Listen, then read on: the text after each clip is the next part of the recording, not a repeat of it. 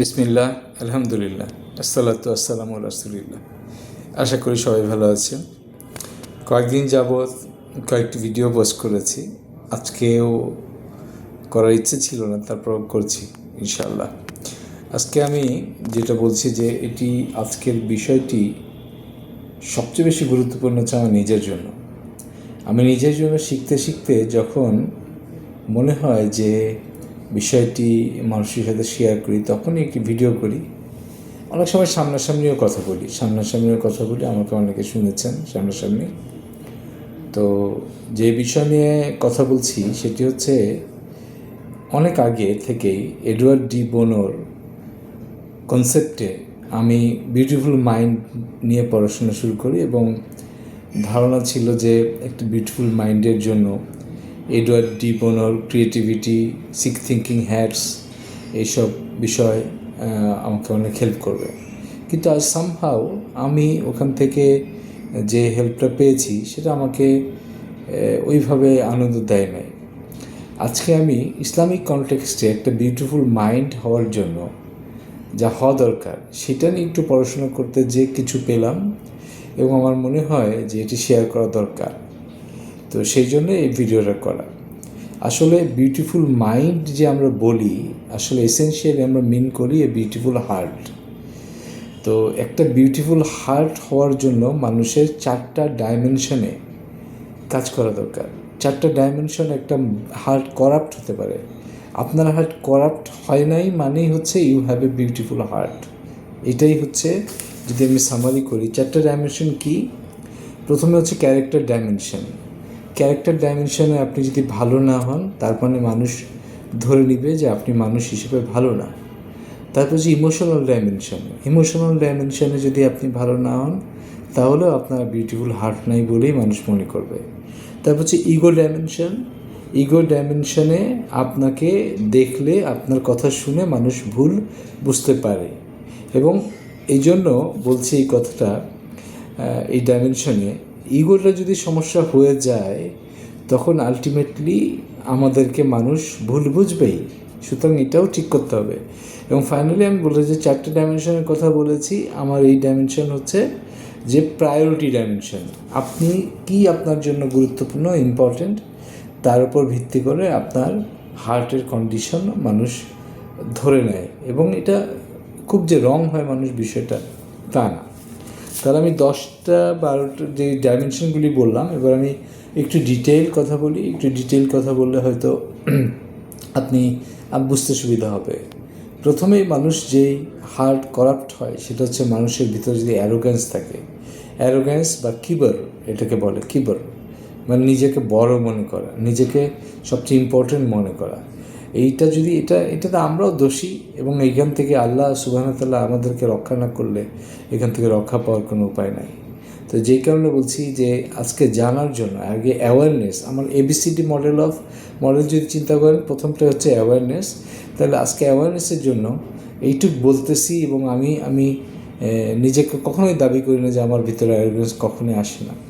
তো আজকে শুধু জানার জন্য বলবো যে অ্যারোগ্যান্সটা একটা হার্টকে, একটা বিউটিফুল হার্টের জন্য প্রতিবন্ধক। এটা মনে রাখতে হবে আমাদেরকে। সেকেন্ড যে পয়েন্ট, এটি খুব কমন এবং খুব বেশি দেখা যায় আমাদের সমাজে, সেটা হলো এনভি, হিংসা করা। তো চরম খারাপ। অন্যর ভালো দেখে নিজেও সেটা পাইতে চেষ্টা করা, এইটা কিন্তু খুব বেশি খারাপের থেকেও বেশি হচ্ছে অন্যের ভালোটা যাতে ধ্বংস হয়ে যায়, এটাই আমরা অনেকে চাই। ওই ভালোটা আমি কেন পাই নাই, ওই জিনিসটা আমার কেন আসলো না, এই যে এই এনভি একটা হার্ট করাপ্ট করে ফেলে। সো করাপ্ট হার্টের একদম খুব, আমি আজকে এত নিটিগিটি আলোচনা করব না, খুব গোপন এনভি থাকে যেগুলি অনেক সময় আমরা বুঝতেও পারি না যে আমাদের ভিতরে এনভি। তো ওইটা আমি আজকে আলোচনা করবো না। আজকে এই মূল পয়েন্টগুলি কভার করার চেষ্টা করব। তারপরে এনভি গেল। এনভির পরে চলে আসে হচ্ছে যে এনভির আরবি শব্দ হচ্ছে হাসাদ। এরপর আসে রিয়া মানে হচ্ছে লোক দেখানো, লৌকিকতা, মানুষকে দেখানোর জন্য কোনো ভালো কাজ করা, মানুষকে দেখানোর জন্য কোনো ইবাদত করা। আমরা যারা মুসলমান তারা তো আল্লাহ সুবহানাহু ওয়া তাআলাকে দেখানোর জন্যই শুধুমাত্র সমস্ত ইবাদত করি। আসলে কি তাই? আমরা কি ছোট ছোট রিয়া করে ফেলি না? আমরা কি এই অন্য কিছু মানুষকে খুশি করার জন্য কিছু করে ফেলি না অনেক সময়।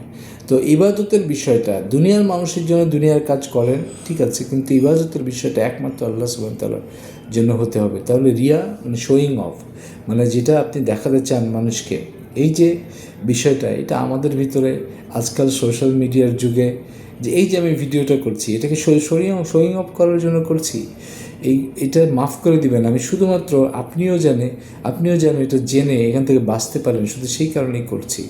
তো বিষয়টা হচ্ছে যে এইটাই দেখেন, আমরা চারিদিক থেকে জর্জরিত, তাহলে এটা আমাদেরকে ঠিক করতে হবে।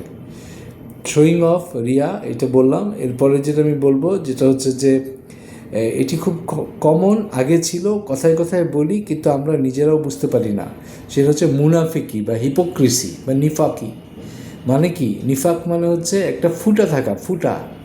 তার মানে কি? আপনি মুখে যা বলেন কাজে তা করেন না। আপনি মুখে যা বলেন কাজে যেহেতু করেন না, তার মুখেও বলা বন্ধ করতে হবে আমাদেরকে। তো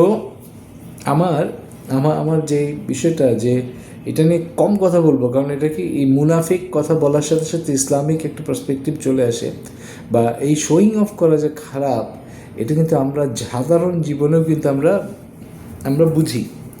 এবং এই দেখেন, এই সোশ্যাল মিডিয়াটাই হচ্ছে শোয়িং অফের জায়গা, এবং সোশ্যাল মিডিয়াটাই আমি দুদিন ধরে চিন্তা করছি, আমি যে ভিডিও করি এটা যদি শোয়িং অফ হয় তাহলে এটা বন্ধ করে দিতে হবে। তো আমি ইনশাআল্লাহ কথা বলবো যে এর ভিতরে শোয়িং অফের কিছু যদি না থাকে তাহলে সেটাকে এলিমিনেট করার চেষ্টা করব। তাহলে আমি এখানে বললাম কি, এটা হচ্ছে হিপোক্রেসি। এরপরে যে বিষয়, এটা হচ্ছে যে আমাদের দুনিয়া প্রেম, আমরা দুনিয়ার পিছনে ছুটি। এই কালকে আমি যে মসজিদে নামাজ পড়েছি, আজমপুর 4 নম্বর মসজিদে নামাজ পড়েছি, ওখানে আমাদের খতিব সাহেব, সম্মানিত খতিব, আমার শিক্ষক, এবং উনি কালকে কথা বলেছেন, এর মধ্যে হুব্বুল মাল, এই যে দুনিয়ার জন্য এই যে মালের যে ক্ষতি, এই বিষয় নিয়ে আলোচনা করেছেন। এবং উনি ওই যে আমরা সূরা তাকাসুর নিয়ে উনি কথা বলেছেন, যে কবরে যাওয়ার আগ পর্যন্ত আমরা তো প্রতিযোগিতা করেই যাই কত মালকে বেশি সঞ্চয় করতে পারবো। তো যাই হোক, আমার আজকে টপিক সেটা না, বাট এইটা হচ্ছে হুব্বুদ দুনিয়া। এই যে দুনিয়ার জন্য দুনিয়ার পিছনে ছুটাও, এইটাও আমাদের অন্তরকে নষ্ট করে ফেলে, অন্তরকে খারাপ করে ফেলে। তো এটা বললাম কত নাম্বার? হুব্বুদ্দিনে 6 নাম্বার।